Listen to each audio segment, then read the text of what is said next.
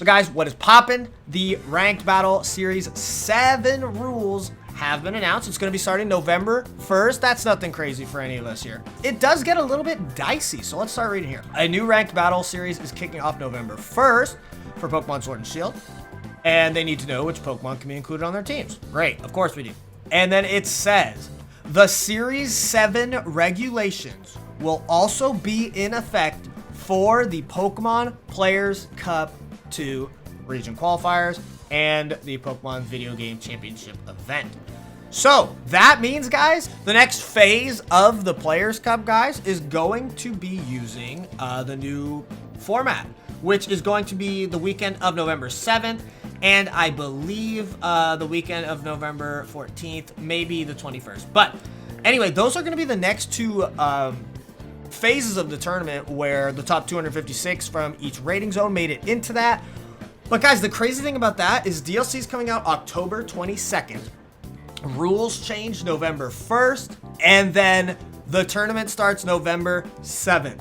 So we have barely any time to develop this brand new meta, this is going to be the biggest change Sword and Shield has ever had, period. The first change we got was Incineroar, Primarina, and Decidueye, and maybe a few other things. Yeah, it was like Slowpoke, not that big a deal. I mean, it was big because Incineroar's huge.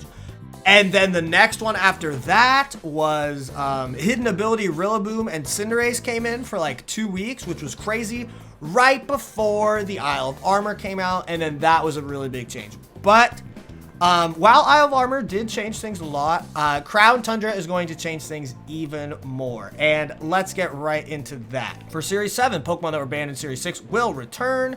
So, Tyranitar, Excadrill, Incineroar, Rillaboom, they're back. Okay, they're back. Season 6 was just a little vacation for those guys, all right? And then, although mythical Pokemon remain excluded, many Pokemon from the Crown Tundra will be allowed, including a large number of legendary Pokemon, though some of them will not have Crown Tundra Pokedex numbers. I'm not really too sure if Pokedex numbers actually matter, but yeah, we'll see. Eligible Pokemon.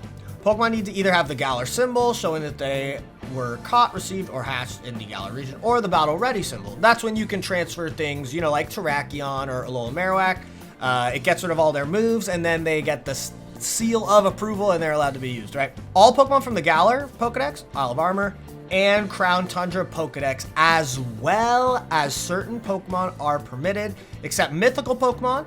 Okay, so mythicals are Jirachi, Mew, Victini, Shaman, that kind of stuff.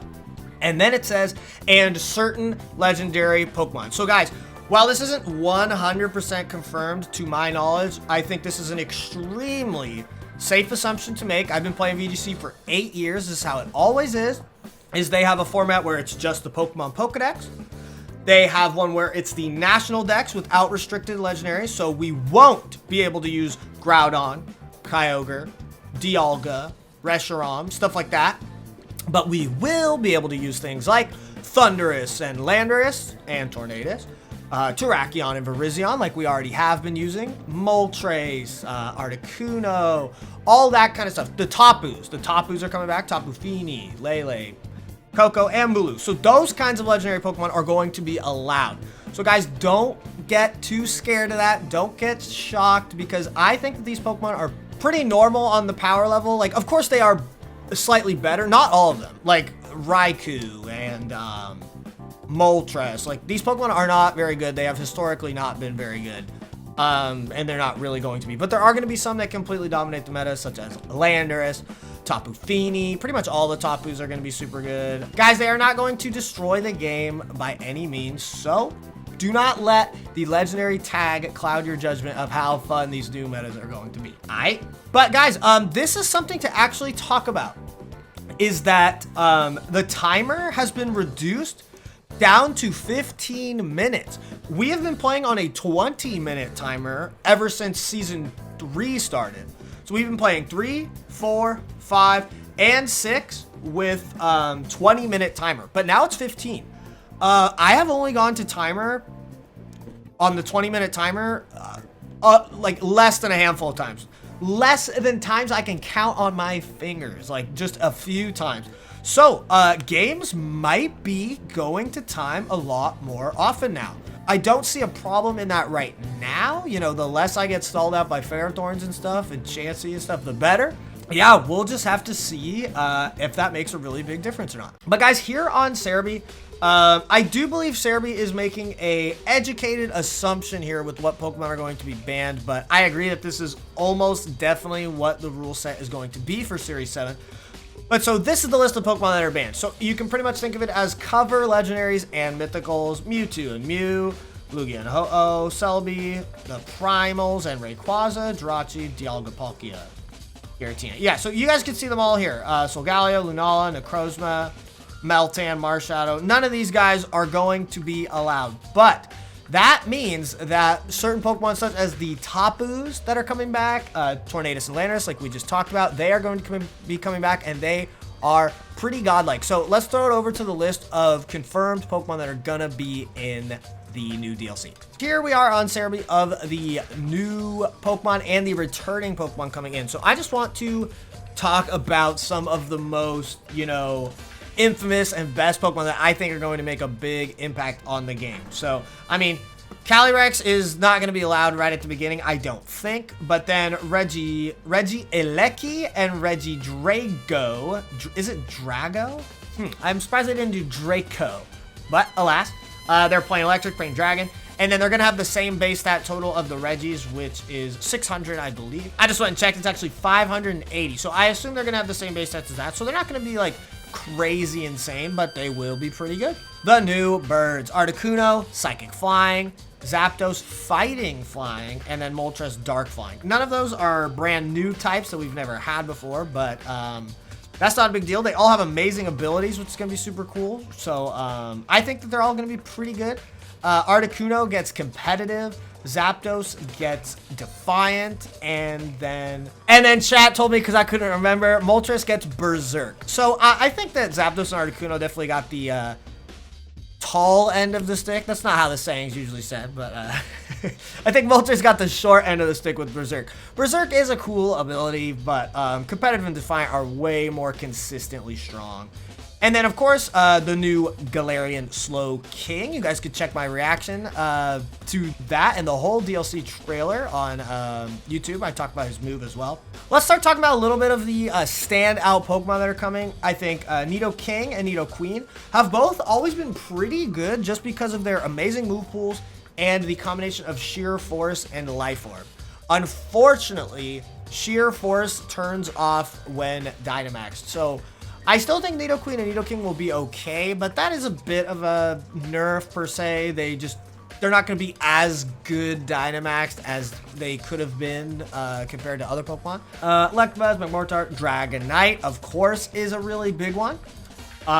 Everyone loves Dragonite, multi-scale. Inner Focus is now immune to Intimidate, so I don't know, Dragonite's getting kind of a buff. I could see it as a very good weakness policy abuser with big max max airstreams and stuff like that. Crobat is amazing. Once again, Inner Focus, can't get flinched, and big fast Tailwind. So that just makes setting up Tailwinds that much more consistent. Maybe Whimsicott and, you know, Talonflame could set it up with priority. Well, Crobat can set it up extremely fast and is not going to be able to get faked out and have that shut it down. So that's pretty good. Moving along, Aggron, Altaria, Cradily. I'm very excited for Cradily. Rock Grass is great offensive typing.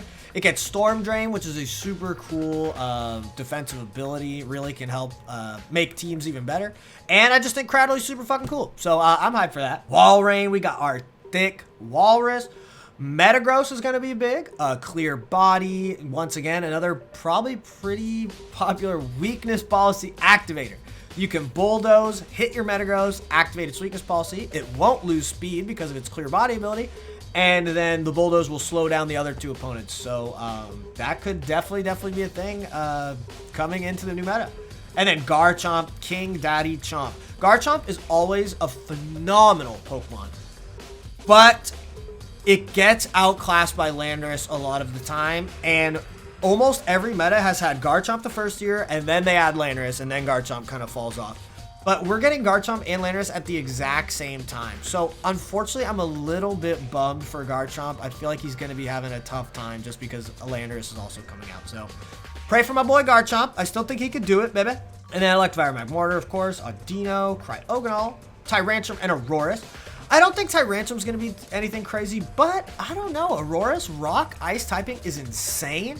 It has like 7 weaknesses, so like getting your weakness policy procced on Aurorus is not going to be difficult at all, and it's going to be hitting with crazy strong ice moves off of Refrigerate.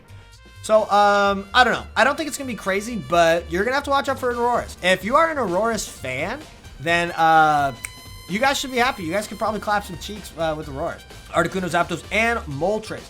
So I don't think we're going to be able to catch the originals in the new game, but we should be able to trade them over and then make them battle ready, just like we've been having to do with Alolan Marowak. So I don't think normal Articuno or Moltres are really going to do anything well, but normal Zapdos is a phenomenal Pokemon. Its typing is great. It's more of the typing and stats are just great. Ice Flying and Fire Flying, both being quad weak to Rock, is honestly really sucky because there's so many great rock types. But Zapdos has always been amazing Pokemon, whether it sweeps or supports. Zapdos is going to be great.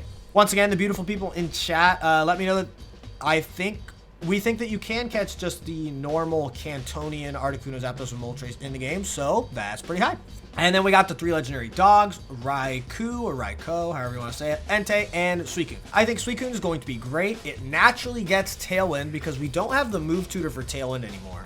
It's a big, bulky water and can still pump out some good damage. So I think Suicune is going to be a phenomenal team supporter. Raikou lacks a lot of support options. It's plain electric. Its move pool is really poor. I personally don't think Raikou is going to be very good. I think it would be the weakest out of these 3.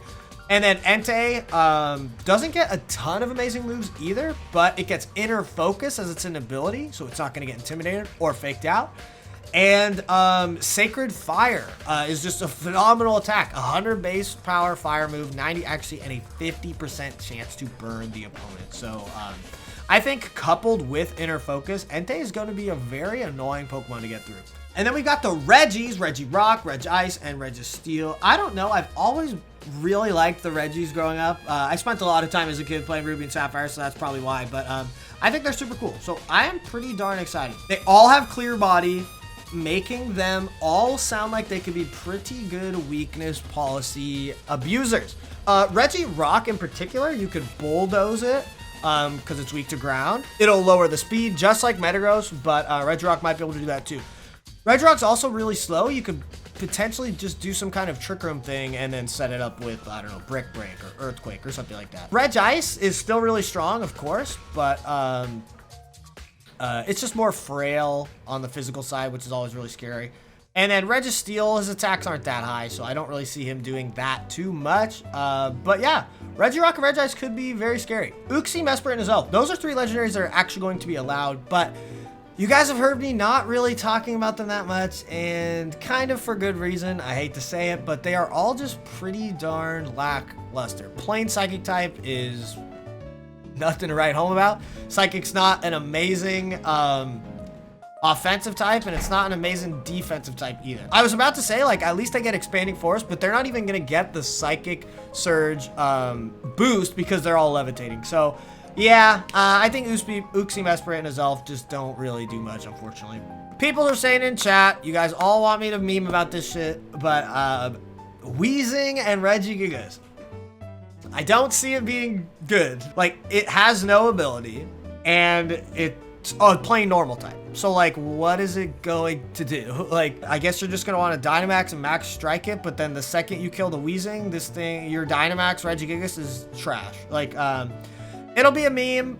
People will try and make it work, but I do not see it being very strong personally. And then Heatran, Fire, Steel, honestly, potentially the best typing in the entire game, in my opinion. Like, Fire Steel and Fairy Steel are both absurdly good.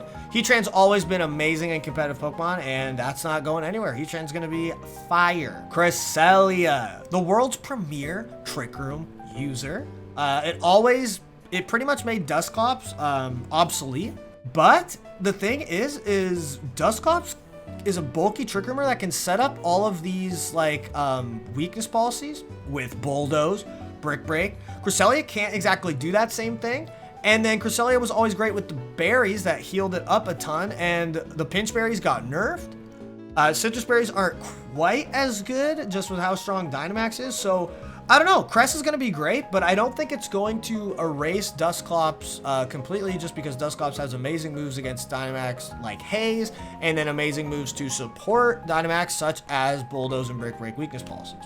The Genies, thank you Genies. They're always phenomenal Pokemon. Tornadus and Thundurus with Prankster. Prankster Thunder Wave from Thundurus. Prankster Tailwind from Tornadus. They both get Prankster Taunt. Prankster Swagger. Absurdly annoying stuff like that.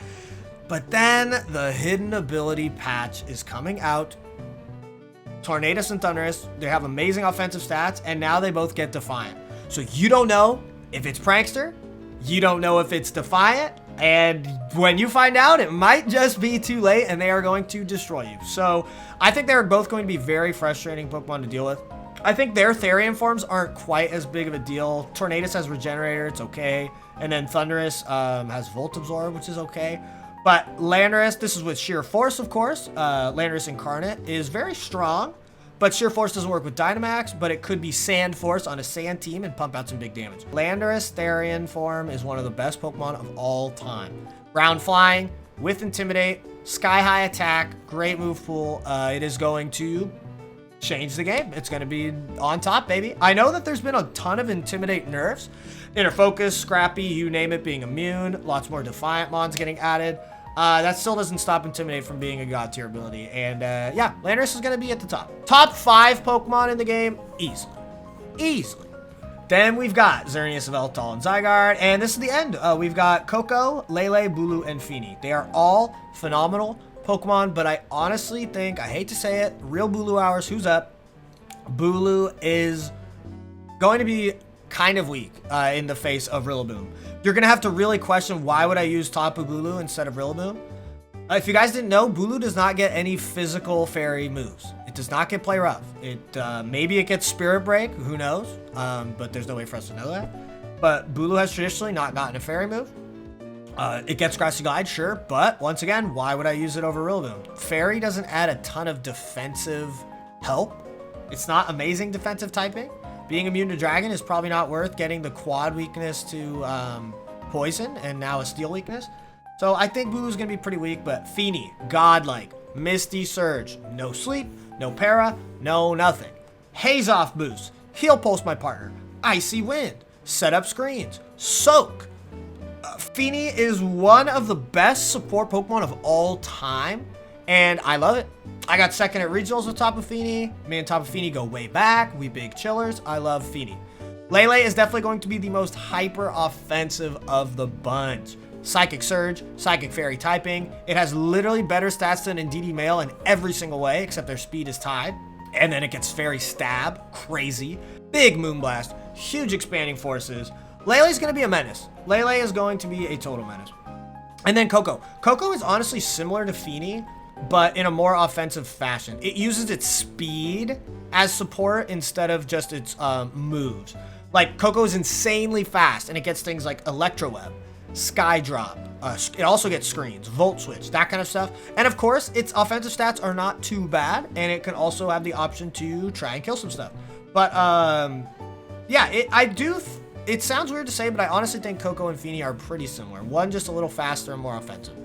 But yeah, I think they are all pretty healthy mons to the meta. We'll just have to see how they interact with Dynamax. I think they are going to be extremely strong. So guys, those are all of the Season 7 changes and what we can expect on November 1st. The new legendaries are coming. The old Pokemon that were banned from Season 6 are coming back. 15-minute timer. Lots of crazy stuff, but I'm very excited. I love the Tapus. I like my Genies too. They are going to be extremely strong. So we're just going to have to see how it ends up. Make sure to subscribe, people on YouTube. All right, okay? And you can even come hang out in this beautiful chat here on Twitch and maybe drop a Twitch Prime. Ooh, baby. But yeah, guys, thank you guys so much for watching, and we'll see you guys next time. Peace.